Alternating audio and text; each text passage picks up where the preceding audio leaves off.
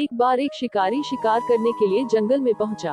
उसने अपने तीर पर बहुत ही खतरनाक जहर लगाया और शिकार को निशाना बना करके उसने तीर को छोड़ा, लेकिन उसका तीर चूक गया और तीर एक पेड़ पर जा लगा। वह पेड़ बहुत ही हरा भरा और बहुत सारे तोते उस पेड़ पर रहते थे।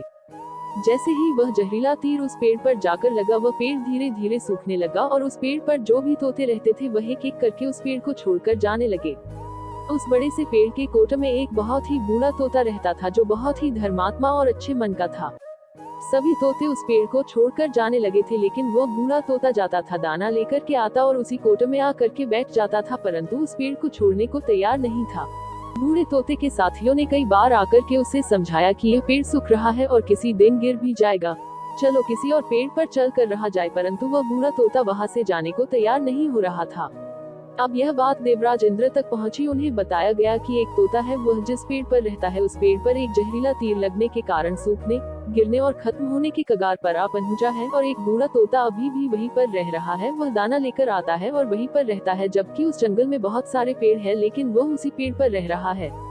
देवराज इंद्र प्रकट हुए और उस बूढ़े तोते से कहने लगे कि आप बहुत धर्मात्मा हैं, बहुत ही अच्छे मन के हैं, लेकिन आप इस पेड़ को छोड़कर किसी और पेड़ पर चले जाइए, क्योंकि यह पेड़ कुछ ही दिनों में गिर जाएगा। तालाब के पास में बहुत से बड़े बड़े हरे भरे पेड़ हैं, बड़े बड़े कोट हैं, उन पेड़ों पर फल भी लगे हुए हैं, उन्हें वहीं पर तोड़कर खा सकते हैं, परंतु यहाँ से आप चले जाए। तोता बोला, माफ कीजिएगा, इस पेड़ ने मुझे जीवन दिया है, शिकारियों से मेरी रक्षा की है, हर मौसम में मेरे साथ रहा है, ये कोट मेरा घर है, यहाँ मैं पला बड़ा हूँ, इस पेड़ को मैं छोड़कर कैसे जा सकता हूँ? इस पर संकट आया है तो क्या मैं इसे छोड़कर चला जाऊँ? मैं ऐसा कभी नहीं कर सकता। देवराज इंद्र तोते के इस बात से बहुत ही प्रसन्न हुए। उन्होंने तोते से कहा, मैं आपके इस बात से बहुत ही खुश हूँ, मांगो जो आपको मांगना हो।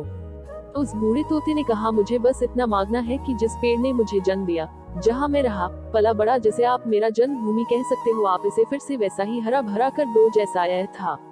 देवराज इंद्र ने अमृत से उस पेड़ को सिंच दिया और पहले की तरह हरा भरा कर दिया। अब वापस से उस पेड़ पर आकर के बाकी तोते रहने लगे। वह बूढ़ा तोता कुछ समय तक और जिंदा रहा, फिर उसकी मृत्यु हो गई और वह स्वर्ग में चला गया।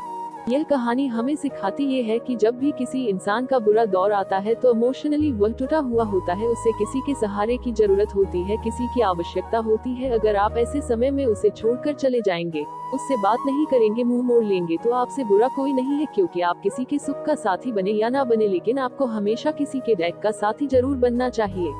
फ्रेंड्स, अगर वीडियो पसंद आए तो प्लीज लाइक शेयर सब्सक्राइब जरूर करें।